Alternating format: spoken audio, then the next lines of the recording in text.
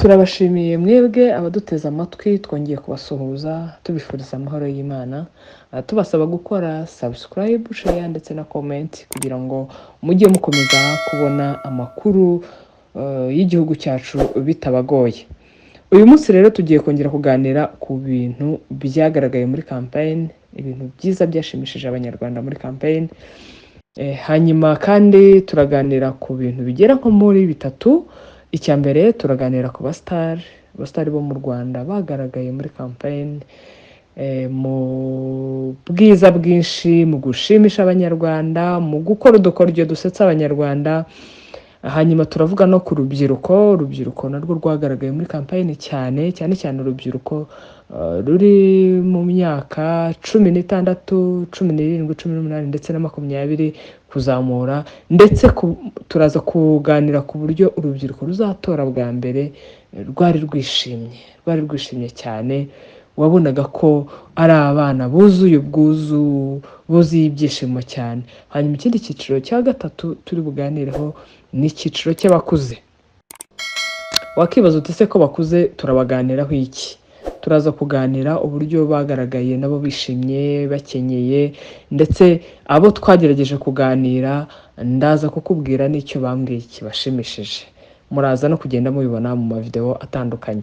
Reka duhere rero ku abasitari bo mu Rwanda. Ni abantu bagaragaye muri campaign nk'abantu badasanzwe. Yewe ntago nari nzi ko abasitari dufite bari kuri ruriya rwego. Ni ukuri bagaragaye mu buryo budasanzwe, bari bishimye, bari banezerewe, bakazinduka bakagera kuri site ku gihe, bagasusurutsa abanyarwanda. Mwagiye mubona n'abakoraga utuntu tw'udukoryo dushimishije nk'aba Kibonke. Mwabonye Kibonke aho yakoropaga umuhanda ati ndimo ndakoropera muzehe wacu agiye kunyuraho. Mwabonye aho aterera ivi Mukakimenyi atoya, hanyuma akamuryoshya akamwereka idarapo ko ari rya RPF Inkotanyi, ko ari umunyamuryango wa RPF Inkotanyi. Hanyuma Mukakimenyi akamwemera. Bakoze utuntu twinshi dutandukanye. Mwabonye ba Ariyakuru. Yewe ndibuka Gasabo twarabonanye, ndamubaza nti se umeze ute? Ati wapi, ati nibwo ncyururuka indege, atariko nanze kuryama ntaje kwamamaza umukandida wa RPF Inkotanyi. Mwaramubonye na Kicukiro. Abasitari benshi batandukanye. Mwabonye ba Debeni n'umugore. Mwabonye abasitari benshi batandukanye. Mwabonye ba Ndimbati. Rwose ukuntu Gakenke bari bashyuhije abanyarwanda. Mwabonye abasitari benshi abakinnyi b'amafilme benshi, abasitari bo ku ma TikTok, bo kuri Facebook, kuri Instagram, benshi batandukanye. Wabonaga ko ari ibintu bishimishije, wabonaga ko ari abantu bahagurukiye campaign, kandi koko icyari gishimishije babikoraga bivuye ku mutima yabo. Rwose wabonaga ko atari ibintu bifosingamo bitandukanye na bya bindi abandi basakuriza hirya mu mahanga birwa bavuga ngo bafosinga abanyarwanda, ngo bajye kubakura mu ngo iki n'ibiki. Wabonaga ko ibintu bakora ari ibintu biri mu mitima yabo, ari ibintu bibavamo, morale yabo yari iri hejuru, ibikorwa byabo byari biri hejuru. Aho babaga bicaye, yewe nagerageje kugera ahantu abasitari bo mu Rwanda babaga bicaye, wabonaga bari kuri morale yo hejuru, ndetse bigatera n'ababakikije kwishima no kunezerwa. Byari ibintu bishimishije rero, ngira ngo murimo murabibona mu mafoto, mu mavideo. Abasitari bo mu Rwanda batandukanye, abahanzi, abaririmbyi, yaba bakiri ku rwego rwo hasi, yaba bari hejuru. Mwabonye ba DJ Brian, aba DJ batandukanye bagiye ba DJ kandi bakabikora. Ngira ngo DJ Brian we mwabonye ko yabaye na MC kandi akabikora neza. Byatumye tubona ko bafite n'izindi mpano nyinshi zitandukanye bafite. Mwabonye ba Knowless, amagambo meza yavuze mu Bugesera. Mwabonye bayisheje abaye MC, kuntu byabaye byiza cyane. Abasitari bo mu Rwanda batandukanye rwose, dushyizemo n'abanyamakuru batandukanye, ibinyamakuru byinshi bitandukanye, yaba ari ibikorera kuri YouTube, yaba ari ibyo amateleviziyo, cyangwa se ibinyamakuru byandika. byari ibintu byiza cyane. Abasitari bo mu Rwanda bari baryohewe, bari bameze neza, basusurukije abanyarwanda kandi abanyarwanda barishima cyane. Tugeze ku cyiciro cya kabiri rero, icyiciro cy'urubyiruko. Urubyiruko muri rusange rw'abanyarwanda musanzwe mubizi ko urubyiruko rugira ubudasa. Ni urubyiruko rwose n'ibikorwa byabo ni ibikorwa byiza cyane. Ariko noneho reka uyu munsi twibande ku rubyiruko ruzatora bwa mbere. Nagerageje kuganira n'urubyiruko rutandukanye ku masite atandukanye, ngira ngo murabibona mu mavideo nubwo amajwi atazamuka, ariko urubyiruko twaganiriye rwinshi rwarambwiraga ruti we are proud kuri Kagame, kuri FPR, rwose yadukoreye ibintu byinshi byiza. Ndetse hari n'abo nabajije ntimbwira ibintu bitatu ukundira Kagame. Abana bagiye bahurira ku bintu bitatu ngiye kukubwira. Icya mbere ni amashuri. Abana bakavuga bati twarize turiga rwose, Paul Kagame ntacyo atadukoreye ngo twige dusobanuke, twige tumenye, tuve mu bujiji. Icyo kintu cyatumye mabaza ntese kubera icyo uvuga ngo amashuri, ugasanga abana bose barakubwira bati twaganiriye n'ababyeyi bacu bakatubwira ukuntu kwiga bitashobokaga kuri bo, ukuntu kwiga byari starago, ariko twebwe tukaba twiga, ndetse bakaba banatwingingira kwiga tugatsinda kandi koko tukabikora. Ikindi cya kabiri bambwiye umutekano. Byari bitangaje kumva umwana w'imyaka 16 cyangwa umwana w'imyaka 17 yakubwira ngo umutekano. Ukamubaza utese umutekano gute? Akakubwira ati u Rwanda ruratengamaye, umutekano ati tuba tubona ukuntu turyama tugasinzira, kandi twaganiriye n'ababyeyi bacu bakatubwira ukuntu hari igihe baryamaga batazi ko bari buramuke. Ariko ukumva umwana arakubwira ngo umutekano w'igihugu cyacu uri mu bintu bituma nzatora Paul Kagame, uri mu bintu bituma nza kumushyigikira no kumwamamaza mu bandi banyarwanda. Icya gatatu bambwiye rero, barambwiye bati iterambere ry'igihugu. Urumva urubyiruko rusanzwe rukunda kwisanzura, rukunda gukina, entertainment n'ibindi byinshi. Ugasanga rero abana barishimye bati igihugu cyacu rwose kubijyanye no kwidagadura, kubijyanye n'icyo umuntu yifuza gukora, yaba mu mukino ushoboye, yaba mu bikorwa ushoboye, mu bijyanye n'impano yawe, Paul Kagame ntacyo atadukoreye. Ibyo rero ni ibintu naganiriye n'urubyiruko butandukanye, kandi ukabona barishimye, ukabona baranezerewe. Ikindi cyiciro cyari gishimishije cyane ni icyiciro cy'abakuze. Kubona umukecuru rwose yambaye umushanana, yazindutse, akakubwira ati bana banjye ndishimye, ati ubu niyo nataha, niyo napfa. Nicyo yabaga ashatse kuvuga, naba nzi ko abana b'u Rwanda basigaye ahantu hazima. Akakubwira ati twe twabayeho twihisha, twabayeho uvuga ngo sindi buramuke, twabayeho umutekano, twabayeho inzara mu gihugu, twabayeho dukubitwa, twabayeho duhohoterwa, wamburwa ibyawe. Atari ku uyu munsi abanyarwanda bameze neza, abanyarwanda bararyohewe. Ati nta cyatuma ntaza gushyigikira Paul Kagame mu mbaraga nkeya mfite. Akagira kakanakubwira ati bana banjye ibyo Paul Kagame yabagejejeho muzaba abarinzi babyo, ntihazagire ubisubiza inyuma.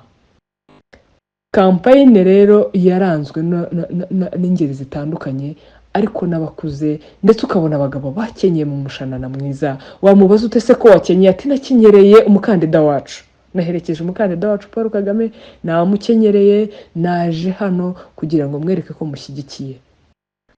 Ni ibintu rero byagiye bibamo izo ngeri eshatu. Ngira ngo hari nawe ufite izawe zagushimishije, ariko ngewe ukubwiye uyu munsi izo ngeri eshatu zaranshimishije bikomeye cyane. Abasitari bo mu Rwanda, urubyiruko ndetse n'abakuze. Tutibagiwe ko nabo nakita ngo ni abari hagati na hagati, nabo bari baberewe, nabo barabikoze, bari kuri morale yo hejuru. Ariko cyane cyane abakecuru n'abasaza, urubyiruko ruzatora bwa mbere, ndetse n'abasitari bo mu Rwanda, ni ukuri muri kampeyine n'abantu bagaragaje ibikorwa bishimishije, n'abantu bagaragaje ibikorwa byiza, n'abantu bagaragaye nk'abantu baryohewe, kandi koko ukabona nibyo mwagiye mubibona. Hari n'abakinnye udukino two kwigira Yesu, hari n'abakoze, hari n'abambaye amakanzu, bakoze ibintu byinshi byiza rwose muri kampeyini. Utwo ni two tuntu twiza cyane jyewe nabonye, nawe ubwawe ufite ibyawe, tuzakomeza tubiganiraho umunsi ku munsi, kuko iki ni igikorwa kitazasibangana mu mateka y'u Rwanda. Jyewe rwose iyi kampeyini nayifashe nk'igikorwa kitazasibangana mu mateka y'u Rwanda, nubwo hari abageragezaga gupfobya basebanya bavuga ko bahatiriza abaturage bagira gute. Urumva ribaruwa riraye, kubera ko twebwe twari tubirimo nk'abanyarwanda, twari mu gihugu. Uyu munsi wowe wakubaza, nzi neza icyo wavuga uko abanyarwanda bari bishimye ko bari bameze, ariko bariya bavugira hanze barabivuga kuko ntibabirimo, ntabwo babibonye, ntabwo barabara inkuru zo babarirwa, cyangwa se baragendera ku byo bazi byakozwe kera by'iwabo, byakozwe ku zindi leta za kera, bagahuza n'iby'ubu. Ariko mwese mwagiye mubibona mu kuri kwinshi, abanyarwanda bishimye babyina kuri morale cyane. Icyo ngiye gusorezaho rero, wenda cyo ntabwo nakivuze mu dushya, ariko impamvu ntakivuze nuko cyo ni ubudasa. Mwese mwabonye ukuntu Paul Kagame yabaga yishimiye abanyarwanda, ukuntu byabaga byamurenze, ukuntu urugwiro, ndetse mwabonye ko yageze naho ageraho agaterera n'abanyarwanda urwenya. Mwumvisha aho yavuze ati kera nigeze kunyura hariya ahantu muri story, murabyibuka,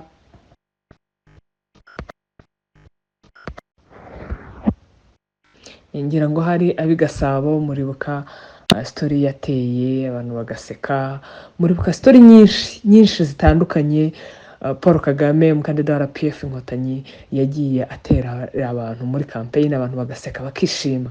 Nabyo rero biri mu kintu cyagaragaye, urwenya rwinshi rw'abanyarwanda. Mwagiye mubona aho abanyarwanda bamubwira bati tuzabavuna, abandi bati turagushyigikiye, abandi ati bararuhira ubusa, abandi bati amagambo menshi yo kwereka Paul Kagame ko bari kumwe nawe, kandi ko bamushyigikiye. Nacyo icyo ni ikindi gice cyaranze campaign, igice cy'abanyarwanda birekura bakavuga amarangamutima yabo, bakavuga ibiri ku mutima, bakavuga ibibanejeje.